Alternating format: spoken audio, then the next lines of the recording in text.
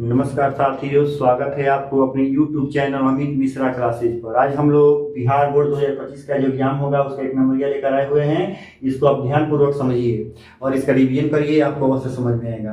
देखिए, पहला क्वेश्चन है कि √3x² माइनस x माइनस 4√3 के शून्यकों का योग पूछ रहा है। शून्यकों का योग का फॉर्मूला होता है अल्फा। देखिए, शून्यक को हम लोग बोलते हैं, एक को अल्फा कहते हैं, दूसरा शून्यक को बीटा कहते हैं। पावर अगर 2 रहता है, 2 शून्यक 3 को रहेगा, 3 शून्यक 4 को रहेगा तो 4 शून्यक। जितने पावर उतने शून्यक, मतलब घात। तो इसमें घात 2 है, जिसका 2 शून्यक निकलेगा, एक अल्फा निकलेगा, एक बीटा निकलेगा। यहाँ पूछ रहा है शून्यकों का योग। तो शून्यकों का योग का फॉर्मूला होता है अल्फा प्लस बीटा बराबर माइनस बी बट्टा ए होता है। अब इसमें अब हम क्या करेंगे, पहले शून्यक निकालेंगे तो दीर्घ उत्तरीय प्रश्न में लघु उत्तरीय बनाएंगे। इसमें शॉर्टकट में बनाना है तो इसको ए कहते हैं, इसको बी कहते हैं और इसको सी कहते हैं। तो ये बराबर x² के जो आगे रहता है उसको ए, तो ये बराबर हो जाएगा √3 और b बराबर x के आगे कुछ नहीं है तो 1 छिपा है 1 और माइनस आगे है तो -1 और c बराबर संख्या अचर पद, तो अचर पद कितना है तो -4√3 है। हमारा पूछ रहा है यहाँ पे शून्यकों का योग। तो शून्यकों का योग का फॉर्मूला -b बटा a हुआ, तो इसमें b देखेंगे कितना -1 है। तो यहाँ पे सूत्र का एक माइनस और b के कितना है तो -1 है और a का मान कितना है तो a का मान है √3, यानी कि माइनस माइनस प्लस हो जाएगा 1/√3, अर्थात शून्यकों का योग का आंसर क्या होगा 1/√3। इस तरह से आप वहां पे बनाइएगा। दूसरा प्रश्न है कि 5x - 4 - 3x² + 4x² के शून्यकों की संख्या क्या होगी। तो अभी ऊपर हम बताएं इस सवाल में कि जितना पावर होता है उतना ही शून्यक, मतलब जो को घात तो वो शून्यक। इसमें देखिए सबसे बड़ा घात क्या है, इसका घात 1 है, इसमें कुछ नहीं है, चरपद अचर पद है। इसमें घात 2 है, इसमें घात 3 है, तो जो को घात तो को शून्य, तो इसका घात कितने हैं 3, तो शून्यकों की संख्या कितनी हो जाएगी 3। तो दूसरा प्रश्न का आंसर, पहला का आंसर हो जाएगा ये और दूसरा प्रश्न का आंसर क्या हो जाएगा 3 हो जाएगा, क्योंकि शून्यकों की संख्या कितनी होगी 3, क्योंकि पावर 3 है इसका। तीसरा सवाल कह रहा है कि दशमलव प्रसार शांत, मतलब कह रहे ना 39/240 का दशमलव प्रसार क्या होगा। यहाँ पे मतलब क्या होगा, यानी कि शांत है कि अशांत है। तो अब हम क्या करेंगे ना, इसको लघुत्तम निकालते हैं। तो जिस सवाल के माने इसको अंश कहते हैं, इसको हर कहते हैं। हर में सिर्फ 2 और 5 होना चाहिए। 2 और 5 है तो शांत है, 2 और 5 के सिवा और कोई भी अंक है, जैसे कि 3 अगर आ जाएगा तो वो अशांत, 7 आ जाएगा तो वो अशांत, 11 आ जाएगा तो वो अशांत। तो इस सवाल में ना हम निकालेंगे 240 में 2 और 5 होना चाहिए। तो 240 का अगर हम लघुत्तम निकालते हैं यहाँ पे 240, यानी कि 2 से फिर 2 से 120 कर दिया 7 हुआ, फिर 2 से काटेंगे 30, फिर 2 से काटेंगे 2 15 और फिर 3 5 15, अर्थात इसमें 2 तो आ रहा है और 5 भी आ रहा है, लेकिन इसकी सिवा क्या आ जा रहा है 3 आ रहा है, तो क्या होगा अशांत होगा। लेकिन हमारा सवाल है ना 39/240, हम देखते हैं ना कि ऊपर और नीचे दोनों 3 से कट रहा है कि नहीं कट रहा है। अगर कट जाएगा, देखिए 3 से कट जाएगा, 3 एकम 3, 3 त्रिका 9 और 3 8 24, यानी कि ऊपर हो जाएगा 13 और नीचे हो जाएगा 80। अगर हम 80 का लघुत्तम निकालेंगे तो 80 में 2 और सिर्फ 5 आएगा, तो क्या होगा शांत है कि शांत है, तो इसमें सिर्फ 2 और 5 ही आएंगे। तो 2 और 5 आएंगे तो क्या होंगे, ये शांत होंगे। 2 और 5 के सिवा और कोई भी अंक आ जा रहा है तो क्या होगा, ये अशांत होगा। 3 नंबर में कह रहा है कि लगातार सम संख्याओं का HCF क्या होगा, लगातार पूछ रहा है। तो सम संख्या किसे कहते हैं, जो 2 से कट जाए तो उसको सम कहते हैं, जो 2 से नहीं कटता है उसको विषम कहते हैं। तो यहाँ पर लगातार अगर देंगे और 10 और 12 ही ले लेते हैं, ये लगातार है। अगर हम ले रहे हैं 16 तो 100 के बाद से क्या होगा सम संख्या 18। अगर हम 104 ले रहे हैं तो 104 के बाद क्या होगा 106 होगा, क्या ये सम संख्या है। तो लगातार सम संख्या का क्या पूछ रहा है, HCF पूछ रहा है। तो ये देखिए दोनों के बीच में कितना का अंतर है, दोनों के बीच में 2 का अंतर है, ठीक है। तो HCF क्या होगा इसका आंसर, इसका आंसर हो जाएगा 2। अर्थात HCF अगर निकालना हो तो जैसे कि अगर 2 को निकालें, जैसे कि अगर हमको निकालना है 4 और 6 का, तो 4 और 6 का, तो 4 का लघुत्तम होगा 2 × 2 और 6 का हो जाएगा 2 × 3, अर्थात जो उभयनिष्ठ होता है उसी को HCF कहते हैं। तो इस तरह से भी 2, लेकिन याद रखना है कि 2 लगातार अगर सम संख्या रहता है उसका HCF पूछता है तो HCF होता है 2, निकाल भी सकते हैं तो 2 ही आंसर आएगा, ठीक है। 2 लगातार सम संख्याओं का HCF पूछेगा 2, और वही अगर दे देगा कि 2 लगातार विषम संख्याओं का HCF क्या होगा, जैसे विषम संख्या 3 5 है, चाहे 9 है 11 है, चाहे 13 है 15 है, तो ये दोनों का HCF क्या होगा, तो विषम संख्या का HCF 1 होता है और सम संख्या का HCF क्या होता है 2 होता है। और अभाज्य संख्या का HCF क्या होता है, तभी होता है 2 ही होता है, नहीं 1 होता है। अभाज्य संख्या का HCF पूछेगा तो 1, विषम संख्या का पूछेगा तो 1, लेकिन अगर सम का पूछ देगा तो सम का होता है, ठीक है। देखिए तो यहाँ पे क्वेश्चन है कि 4 नंबर का आंसर क्या हो जाएगा, तो 4 नंबर का HCF क्या होगा 2 हो जाएगा। 5 नंबर में क्वेश्चन है आपका, 5 नंबर में है कि x² + x - 2 के शून्यक अल्फा, बीटा हो तो अल्फा बट्टा बीटा प्लस बीटा बट्टा अल्फा का मान निकालना है। तो यहाँ पे इसको हम चाहेंगे तो इसका शून्यक निकाल लेंगे, और शून्यक निकालने के बाद हम इसको बट्टा की जोड़ बना के शून्यकों का एक शून्यकों का गुणनफल तब हम निकालेंगे। शॉर्टकट में बनाना होगा तो हम ऊपर बताएं कि इसको ए कहते हैं, इसको बी कहते हैं, इसको सी कहते हैं। तो 5 नंबर के क्वेश्चन में हम ए बराबर लिखेंगे एक्स स्क्वायर के आगे कुछ नहीं है तो ए, एक्स के आगे कुछ नहीं है तो +1 है तो +1, और सी बराबर होता है अचर पद, तो अचर पद में -2 है। हम क्या करेंगे, एगो निकालेंगे अल्फा प्लस बीटा और एगो अल्फा इंटू बीटा। तो अल्फा प्लस बीटा माने शून्यकों का योग निकालेंगे, तो इसका फॉर्मूला होता है -b/a। तो अभी कितना है, तभी है 1, और आगे हम सूत्र का माइनस है, और a का मान कितना है तो a का मान 1 है, यानी कि कट जाएगा तो कितना हो जाएगा -1, और फिर निकालेंगे अल्फा इंटू बीटा। तो अल्फा इंटू बीटा का मतलब हुआ शून्यकों का गुणनफल, तो उसका फॉर्मूला होता है c/a। c कितना है तो c देखेंगे हम कितना है, तो c हम चुने यहाँ पे -2 और a का मान कितना है 1, यानी कि हो जाएगा -2। अब हमको ज्ञात क्या करना है, तो अल्फा बट्टा बीटा और बीटा बट्टा अल्फा का मान निकालना है। तो लिखेंगे हम यहाँ पे कि अल्फा बट्टा बीटा प्लस बीटा बट्टा अल्फा। तो बीटा और अल्फा का लघुत्तम हो जाएगा अल्फा बीटा, बीटा से बीटा के अल्फा बचेगा, अल्फा से अल्फा में गुणा करेंगे तो अल्फा स्क्वायर, और अल्फा से अल्फा कट जाएगा, बीटा बचेगा, बीटा से बीटा में गुणा करेंगे तो ये हो जाएगा हमारा बीटा स्क्वायर। तो ये स्क्वायर प्लस बी स्क्वायर पर है, तो ए स्क्वायर प्लस बी स्क्वायर का फॉर्मूला, इसको ए मान लेंगे, इसको बी मान लेंगे, तो ए स्क्वायर प्लस बी स्क्वायर का फॉर्मूला होगा ए प्लस बी के होल स्क्वायर, यानी कि ए मतलब अल्फा और बी मतलब बीटा, तो अल्फा प्लस बीटा का होल स्क्वायर -2ab होता है। तो ए का मतलब अल्फा और बी का मतलब बीटा, और नीचे में क्या दिया है तो अल्फा इंटू बीटा दिया है। तो अल्फा प्लस बीटा का मान कितना है, तो देखिए अल्फा प्लस बीटा का मान कितना है -1, तो यहाँ पे लिख देंगे -1 का स्क्वायर, -2 है तो 2, फिर यहाँ पे अल्फा इंटू बीटा कर है, तो अल्फा इंटू बीटा का मान कितना है -2 है, तो यहाँ पे लिख देंगे -2, और फिर नीचे है कि अल्फा इंटू बीटा, तो अल्फा इंटू बीटा का मान कितना है -2 है तो -2, एक के स्क्वायर करेंगे तो 1 हो जाएगा। पावर जब सम रहता है तो यहाँ पे माइनस रहता है तो माइनस हट जाता है, 1 हो गया, माइनस माइनस प्लस, 2 दूनी 4 और -2 नीचे है, यानी कि 4 और 1 कितना होगा 5, और यहाँ पे 2, माइनस जो नीचे रहता है ना ये ऊपर भेज देते हैं, अंश में रहता है, हर में रहता है। देखिए उसके बाद से एक और नंबर क्वेश्चन है 5।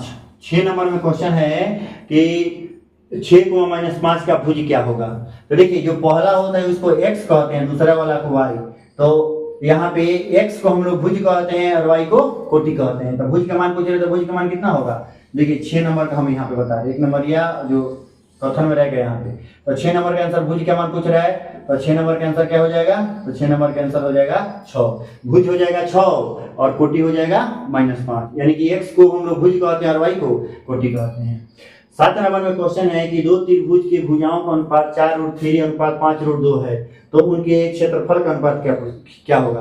तो अगर क्षेत्रफल पूछता है तो हम स्क्वायर कर देते हैं, अब वहीं अगर क्षेत्रफल दिया रहता है और भुजा पूछता है ना तो उसका वर्गमूल निकालेंगे। अगर दिया रहेगा कि 2 त्रिभुजों के क्षेत्रफल का अनुपात अगर 4:9 है, तो उनके 4:9 है तो उनके भुजा का अनुपात क्या होगा, तो इसका वर्गमूल निकालेंगे। तो 4 का वर्गमूल 2 और 9 का कितना हो जाएगा 3, यानी कि 2 अनुपात कितना हो जाएगा 3। लेकिन यहाँ पे प्रश्न हमारा है कि उनका भुजा दिया हुआ है और क्या पूछ रहा है, भुजा दे दिया हुआ है और पूछ रहा है क्षेत्रफल, तो उसका हम स्क्वायर करेंगे।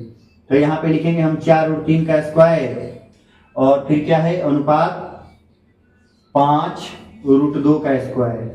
देखिए 4 का स्क्वायर कितना हो जाएगा 16, और √3 का स्क्वायर कितना होगा, तो √3 का स्क्वायर हो जाएगा 3, क्योंकि रूट में है, रूट हट जाएगा, 5 का स्क्वायर 25 हो जाएगा, और √2 का स्क्वायर कितना होगा 4 हो जाएगा, यानी कि 16 तो 48 हो जाएगा, और 25 चौका 100 हो जाएगा।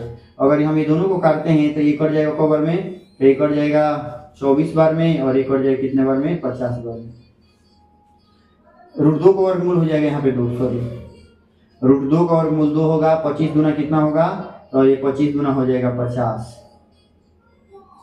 तो 2 से काटेंगे 48 को तो 24 बार में, या 2 से 50 को काटेंगे तो 25 बार में, यानी कि हो जाएगा 24/25, यानी कि 24:25। हम ऑप्शन देख लेंगे 24:25 में है कि नहीं है, तो एक यहाँ पे क्या है सवाल है ये, तो इसका अनुपात दिया हुआ है 24:25। देखिए ऑप्शन नंबर कितना है, तो ऑप्शन नंबर 4 हमारा क्या होगा आंसर हो जाएगा। तो ये कौन नंबर था, ये 7 नंबर था, 6 नंबर नहीं 7 नंबर था, 6 नंबर तो यहाँ पे। उसके बाद से अगर 8 नंबर में क्वेश्चन है कि 5 sin a बराबर 8 cos a तो cot a का मान निकालना है। यहाँ पे दिया हुआ है कि 5 sin a बराबर 8 cos a। तो देखिए यहाँ पे हम क्या करेंगे ना, संख्या को उधर भेज देंगे और चर को इधर खींच लेंगे। तो लिखेंगे हम कि साइन a बट्टा, यहाँ पे cos को इधर कर लेंगे, cos a बराबर 8 वहां पे है और 5 चल जाएगा नीचे, यानी कि साइन बट्टा cos बराबर एक फॉर्मूला होता है tan। तो tan लिखेंगे tan a बराबर 8 बट्टा 5। tan के उल्टा होता है cot, और यहाँ पे मान किसका पूछ रहा है, तो मान ये पूछ रहा है कि cot a का मान क्या होगा, cot a का मान पूछ रहा है, तो tan का उल्टा होता है cot। तो cot a बराबर क्या होगा, तो tan बराबर इतना दिया है और tan का उल्टा cot होता है, तो इसको भी हम उलाट देंगे, तो 5 ऊपर हो जाएगा और 8 नीचे हो जाएगी, हमारा क्या हो गया, ये आंसर हो जाएगा। ठीक है 8 नंबर। उसके बाद से हम 9 नंबर, अब इसको मिटा करके ऊपर हम 9 नंबर बनाते हैं। देखिए 9 नंबर क्वेश्चन,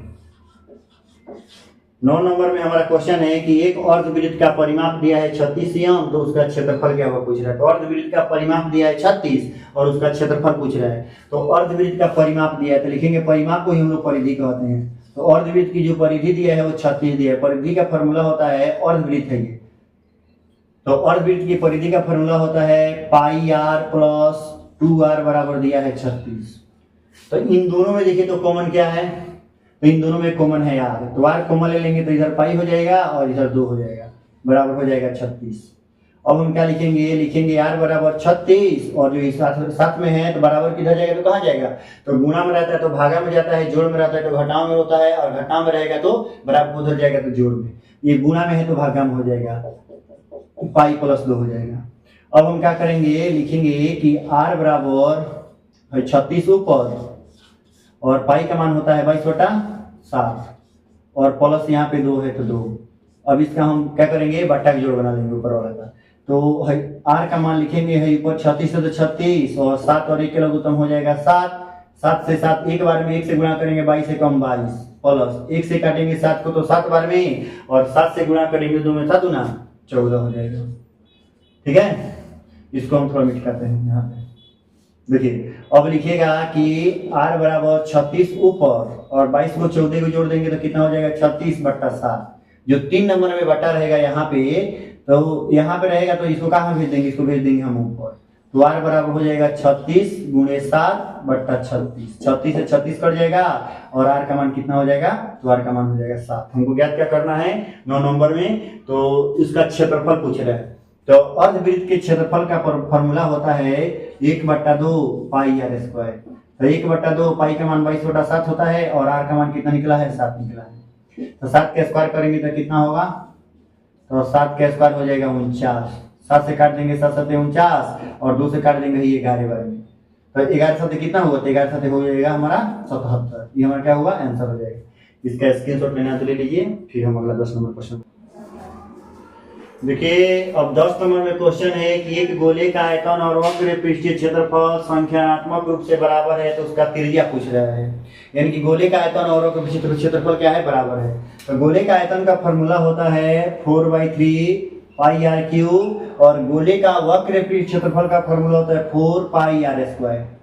यहाँ पे पाई से पाई काट देंगे और उसके बाद से एक r से इसमें से एक r काट देंगे, यानी कि 4/3 और r बराबर हो जाएगा 4। क्रॉस मल्टीप्लिकेशन गुणा करेंगे तो क्या हो जाएगा, चाहेंगे तो हम 4 से 4 काट सकते हैं, 4 से 4 गया ही। और भाई 1 से गुणा करेंगे r में तो r, और 3 से गुणा करेंगे उधर कुछ नहीं तो 1 है, देखिए यानी 3 कम 3 आंसर हो जाएगा। दूसरा तरीका है यहाँ पे कि हम इसको नहीं काटे, डायरेक्ट क्रॉस मल्टीप्लिकेशन गुणा करेंगे, यानी 1 से गुणा करेंगे 4 में तो 4r और 4 से 3 में गुणा करेंगे 4 3 12, यानी कि r बराबर हो जाएगा 12/4 काट देंगे तो r का मान कितना होगा, 3 होगा। उसके बाद से क्वेश्चन है कि 5 + 8 + माने कोमा x, 4, 6 का माध्य 8 है, तो x का मान ज्ञात करना है। यहाँ पे इन सब का माध्य दिया हुआ है। तो माध्य का फॉर्मूला होता है, ये नंबर क्वेश्चन है, क्वेश्चन नंबर 11। तो माध्य का फॉर्मूला होता है माध्य बराबर, और ये माध्य बराबर दे दिया हुआ है कितना, तो माध्य बराबर दिया है 8।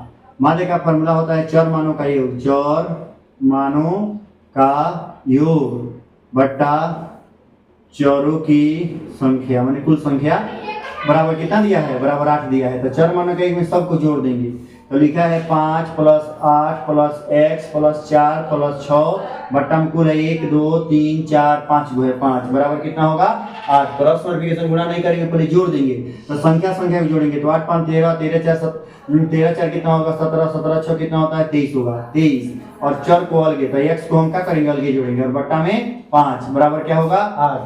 क्रॉस मल्टीप्लिकेशन गुणा करेंगे तीसरा तीसरी तो 23 प्लस x बराबर 40 यानी कि x बराबर हो जाएगा 40 और ये प्लस से उधर जाएगा तो माइनस और घटा देंगे तो कितना आएगा ये 17 यानी कि x का मान हो जाएगा 17 यानी कि हमारा लुप्त पद अगर पूछेगा तो हो जाएगा 17। उसका अगला क्वेश्चन है कि 90 और 100 वर्ग अंतराल का परिसर क्या होगा। परिसर का मतलब होता है उच्च सीमा माइनस निम्न सीमा, माने बड़का में से हम छोटा को क्या कर देते हैं घटा देते हैं। यानी कि 22 नंबर क्वेश्चन का आंसर हो जाएगा कि 100 में से हम 90 को घटा लेंगे यानी कि हमारा कितना आंसर हो जाएगा 10। ये हमारा परिसर निकल गया।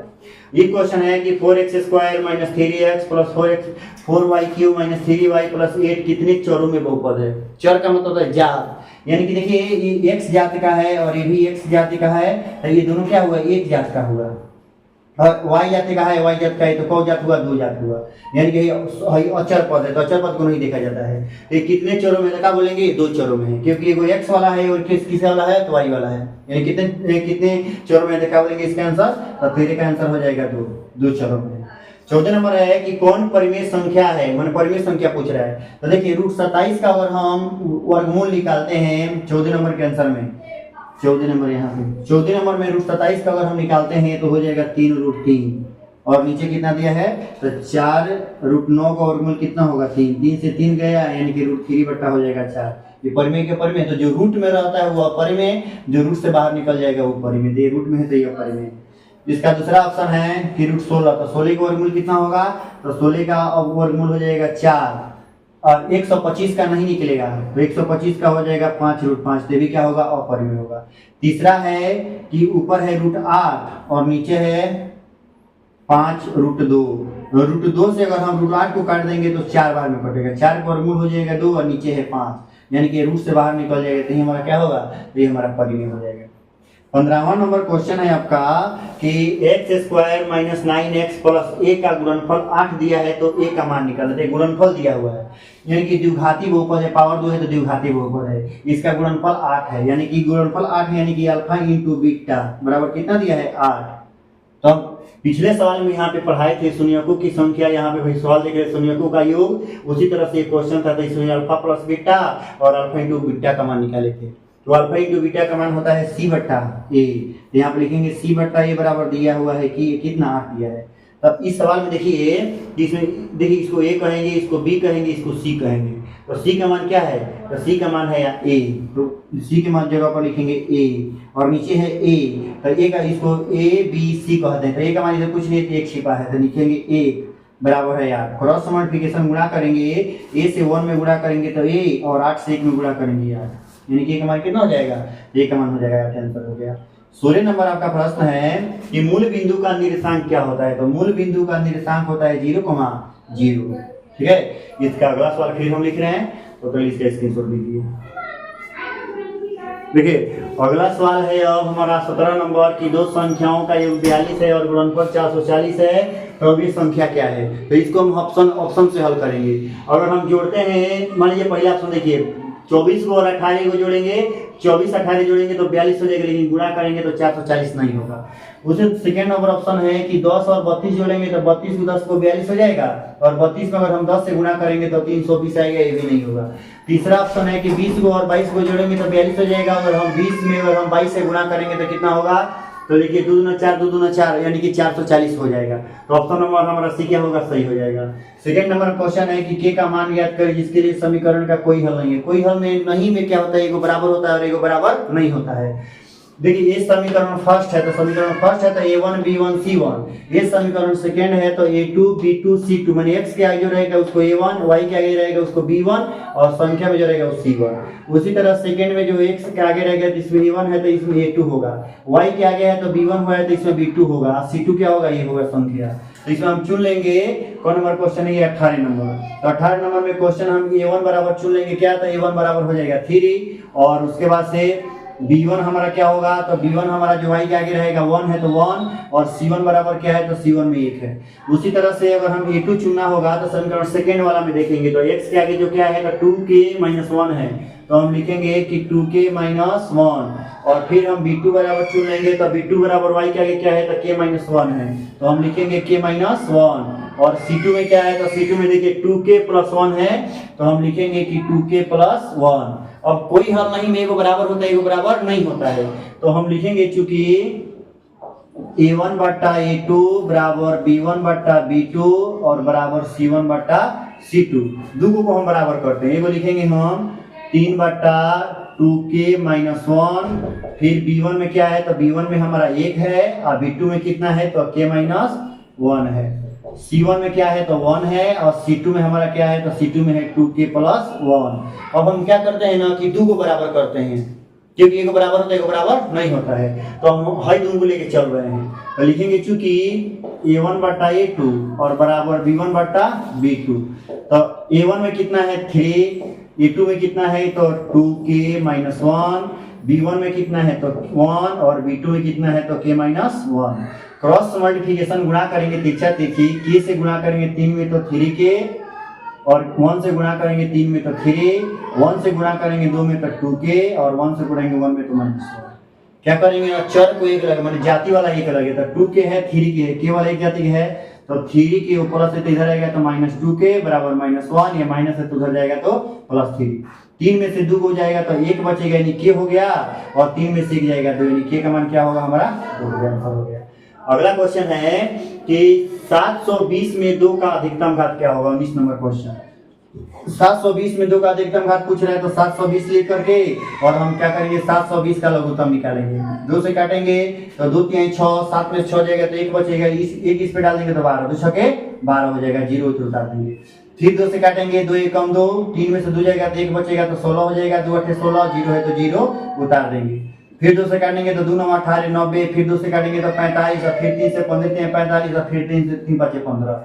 यहाँ पूछ रहे हैं ना कि 720 में 2 का घात, तो लिखिएगा कि 2 का घात, बताइए 2 को बार है, तो जो बार रहता है वही घात होता है, यानी कि 1 गो 2 गो 3 गो 4 गो, तो 2 का घात क्या होगा, तो 2 का घात हो जाएगा 4, हमारा आंसर हो जाएगा। ठीक है, अगला सवाल है कि 2x³ - x² - 5x + 2 के शून्यकों का योग क्या है, तो शून्यकों का योग पूछ रहा है, और ये देख लीजिए बहुपद क्या है, तो पावर वाला जो 2 था वो द्विघाती बहुपद, लेकिन इसमें पावर 3 है तो त्रिघाती बहुपद है, तो इसको कहते हैं a b c d कहेंगे, तो a बराबर हमारा हो जाएगा 2, b बराबर x² का है कुछ नहीं है तो 1, c बराबर हो जाएगा -5, और d बराबर हो जाएगा हमारा संख्या में क्या है 2। शून्यकों का योग पूछ रहा है, त्रिघाती बहुपद है, तो त्रिघाती बहुपद में लिखेंगे alpha plus beta plus gamma, तो alpha plus beta plus gamma का फॉर्मूला होगा -b/a, b का मान कितना है 1, सूत्र का माइनस, और a का मान कितना है 2, तो हमारा -1/2 क्या हुआ, आंसर हो गया। 21 नंबर क्वेश्चन है कि 6.9 और 6 पर क्या है करनी है को परिमेय रूप में बदलना है, तो देखिए हम लिखेंगे 20 नंबर क्वेश्चन तो हो गया, 20 नंबर, ये 20 नंबर है। 21 नंबर में क्वेश्चन है कि यहाँ पे 6.96 6 पर क्या है रेखिण है, तो जिस पे रेखिण रहता है पर लिखेंगे 6 9 6, जिस पर रेखिण रहता है उसको हम 9 समझते हैं, 9 लिखते हैं। उसके बाद से रेखिण के बगल में जो संख्या रहे उस पे रेखिण नहीं है तो उसको 0 समझा जाता है, 0, और घटाया जाता है ना, जिसमें रेखिण न हो उसको घटा लिया जाता है, तो किस पे रेखिण नहीं है, तो 6 पर नहीं है 9 पर नहीं है, तो 6 और 9 को क्या कर लेंगे, घटा लेंगे। फिर एक बार और समझिए, देखिए जिस पर पहले सवाल उतार लेंगे 6 9 6 बट्टा जिस पर रेखिण रहता है उसको हम लिखते हैं 9, और रेखिण के बगल में जो संख्या है जिस पर रेखिण न हो उसको 0 समझा जाता है, और जिस पर रेखिण नहीं रहता है उसको इसमें से क्या कर लेते हैं, घटा लेते हैं, तो 6 और 9 को घटा लेंगे, यानी कि 16 में से 9 जाएगा तो 7 हो जाएगा, और 8 में से 6 जाएगा तो 2 हो जाएगा, इसको 1 दे दिया, और ये 6 है तो 6 लिख देंगे, और बट्टा में 9 पे इसको क्या करेंगे हम 3 से काट देंगे, तो 3 से 3 3 का 9 0 हो जाएगा, और 3 दूना 6 3 9 27। फिर चाहेंगे तो ये 3 से देखिए तो 3 6 के 18 नहीं कटेगा, यानी कि हमारा हो जाएगा कि 209 बट्टा 30 हमारा क्या हो गया, आंसर हो जाएगा। 22 नंबर में जो क्वेश्चन है कि कह रहा है कि 16 का मिलान चिन्ह क्या होगा। तो मिलान चिन्ह लिखना है, तो देखिए 16 का मिलान चिन्ह लिखना है तो 1 2 3 ये 4 को लिखा जाता है। 4 में को पाई खींच देंगे तो ये 5 हुआ, फिर 1 2 3 4, फिर एक पाई हो गया 10 हो गया, फिर 1 2 3 4, यानी कि 5 10 15 16 लिखना है तो एक और लिख देंगे 16 हो गया। तो ये 22 नंबर क्वेश्चन है। 23 नंबर हमारा क्वेश्चन है कि द्विघाती बहुपद का व्यापक रूप क्या होगा। ये द्विघाती नहीं लिखा है, ये लिखा है त्रिघाती। त्रिघाती बहुपद का व्यापक रूप पूछ रहा है। तो जिस तरह से द्विघाती बहुपद का व्यापक रूप द्विघाती का, देखिए द्विघाती, तो द्विघाती का व्यापक रूप होता है ax² plus bx plus c बराबर 0। उसी तरह से त्रिघाती बहुपद का जो व्यापक रूप होता है द्विघाती, उसको हम लिखते हैं ax³ plus bx² plus cx plus d बराबर 0। ये त्रिघाती बहुपद का व्यापक रूप है और ये द्विघाती बहुपद का व्यापक रूप है। अगला क्वेश्चन है 24 नंबर की 8, 10 और 6, 4 के मध्य बिंदु का निर्देशांक। देखिए हम बोलते हैं कि इसको x कहा जाता है, इसको y, इसको x, इसको y। तो हई x कहेंगे तो x1 हई x2 हो जाएगा, हई y1 हो जाएगा, हई क्या होगा y2 हो जाएगा। तो मध्य बिंदु का निर्देशांक पूछ रहा है। 24 नंबर में देखिए मध्य बिंदु का फॉर्मूला होता है x1 प्लस x2 बट्टा 2, और फिर क्या करते हैं कि कोमा लिखते हैं कि y1 प्लस y2 बट्टा 2। देखिए x1 पूछ रहा है तो x1 कितना होगा 8, x2 तो x2 कितना होगा 6 बट्टा 2, और फिर उसी तरह से y1, तो y1 दूसर का y1 को होते हैं 10 और उसका दूसर का क्या है 4, तो y2 हो जाएगा 4 बट्टा 2, अर्थात ये हो जाएगा 8 6 14 बट्टा 2 हो जाएगा, 10 4 8 6 14, 10 4 कितना होगा, ये भी हो जाएगा 14 बट्टा क्या होगा 2 हो जाएगा। अब क्या करेंगे 2 से काट देंगे तो 7, 7 हमारा क्या होगा। तो मध्य बिंदु का निर्देशांक पूछेगा तो हम कहेंगे 7, 7 हमारा आंसर हो जाएगा। ठीक है, उसके बाद से क्वेश्चन है कि 6, -8 के बीच की दूरी ज्ञात करना है। तो देखिए दूरी सूत्र होता है x1 x2 का whole square plus y1 y2 के होल स्क्वायर का रूट ओवर हम देते हैं। तो इसमें पूछ रहा है ना कि 6, -8 के बीच की जो दूरी वो संख्या है, ऊपर वाला हम थोड़ा मिटाते हैं। देखिए कौन नंबर क्वेश्चन है 25 नंबर है। तो 25 नंबर हमारा क्वेश्चन है कि 6, -8 के बीच की दूरी, तो दोनों का हम क्या करते हैं, दोनों का हम स्क्वायर कर लेते हैं। 6 का भी स्क्वायर कर लेंगे और 6 का स्क्वायर 36 हो जाएगा, 8 का स्क्वायर हो जाएगा 64, 36 64 को जोड़ेंगे तो 100 और 100 का वर्गमूल कितना हो जाएगा 10, हमारा क्या होगा आंसर हो जाएगा। 27 नंबर में क्वेश्चन है 25 नंबर का 26 नंबर में है कि tan 2 पाई बट्टा 6, tan 26 नंबर tan 2 पाई बट्टा 6 का मान। तो देखिए पाई का मान 3 होता है, पाई का मान होता है 22/7 और पाई का निकटतम मान होता है 3.14 और पाई का मान डिग्री में होता है 180, पाई का मान डिग्री में होता है 180। तो हम चाहेंगे 2 से 6 काट भी सकते हैं और हम नहीं काट रहे हैं तो लिखेंगे 2 और यहाँ पे पाई का मान होता है 180 और बट्टा में है कितना, तो बट्टा में है हमारा 6 से काट देंगे तो 6 तिरका 18, 30 पर कट जाएगा तो tan बराबर लिखेंगे 30 गुना कितना हुआ 60 डिग्री। तो tan 60 का मान कितना होता है, तो tan 60 का मान होता है √3, हमारा क्या हुआ आंसर हो जाएगा। ठीक है, पाई का मान डिग्री में होता है 180 और पाई का मान निकटतम मान 3.14 और पाई का मान 22/7 होता है। यहाँ पे 2 है तो 2 लिखे हैं, पाई का मान 180 और 6 है तो 6 तिरका 18, 30 बार में काट दिए हैं, 30 से 2 में गुणा किए 60 हुआ है, tan 60 का मान √3 होता है, वही हमारा क्या हुआ आंसर हो गया। अगला है कि 2 विषम संख्या के वर्गों का योग 202 है तो वो संख्या है। तो ये भी ऑप्शन में दिया हो तो ऑप्शन से इसको हल कर लेंगे। देखिए 7 का स्क्वायर करेंगे तो 49 और 9 का स्क्वायर करेंगे तो 9 81। अगर हम कौन नंबर ये 27 नंबर है तो 7 का स्क्वायर हो गया 49 और 9 81, हमको लाना कितना है 202। तो इसी तरह से 9 1 10 नहीं लिखा जाएगा, 202 नहीं आएगा। अब हम ले लेते हैं 9 का स्क्वायर हो जाएगा 81, 9 का, और 11 का स्क्वायर हो जाएगा 121, 1 1 2 हो जाएगा 8 है 1 1 2 8 है 1 9 और यहाँ पे 2 यानी कि 292 हो रहा है, अर्थात हमारा क्या होगा 9 और 11 का। यहाँ पे गलती है, ये सवाल यहाँ पे गलती है, यहाँ पे होना चाहिए हमारा 292 होना चाहिए और नहीं तो दो को जोड़ देंगे तो 9 1 10 8 4 कितना हुआ 12, यानी कि 120 होना चाहिए, तब अच्छा होगा। ठीक है, अगला क्वेश्चन है 28 नंबर की यदि दो संख्याओं का HCF 25 है। देखिए 28 नंबर में क्वेश्चन है कि HCF बराबर दिया है 25 और उसके बाद से दिया है कि गुणनफल है दो संख्याओं का गुणनफल। तो गुणनफल दिया है 750, हमको क्या चाहिए, तो हमको निकालना है एलसीएम। तो एलसीएम बराबर होता है कि दो संख्याओं का गुणनफल, दो संख्या का गुणनफल और बट्टा में होता है एचसीएफ। तो दो संख्या कौन कौन है, एगो 750 है दोनों संख्या, और उनका एचसीएफ कितना दिया है 25, काट देंगे तो 25 3 75, यानी कि एलसीएम का मान कितना हो जाएगा, एलसीएम हो जाएगा 30। 29 नंबर जो हमारा क्वेश्चन है, देखिए 29 नंबर में क्वेश्चन है दो संख्याओं के बीच कितनी परिमेय संख्या होती है। तो दो संख्याओं के बीच अनगिनत, यानी कि दो संख्याओं के बीच अनगिनत यानी कि अनंत, दो संख्याओं के बीच अनगिनत यानी कि अनंत परिमेय संख्या होती है। लास्ट क्वेश्चन है कि जिस सवाल के अंतिम में अगर डैश डैश दिया रहता है ना, उसको अपरिमेय संख्या कहते हैं। तो ये सवाल कह रहा है कि ये संख्या क्या है, तो ये संख्या क्या होगा, तो ये संख्या सीधे हम कह देंगे कि ये संख्या क्या है, तो ये संख्या अपरिमेय, क्योंकि जिस संख्या के अंत में अगर डैश डैश दिया रहता है उसको अपरिमेय संख्या कहते हैं। तो क्या है, अपरिमेय संख्या है। वीडियो पसंद आई हो तो लाइक और शेयर जरूर करें, और इसका जो 30 तक ले है लेकिन 20 और क्वेश्चन अगले वीडियो में हम बना कर डालेंगे।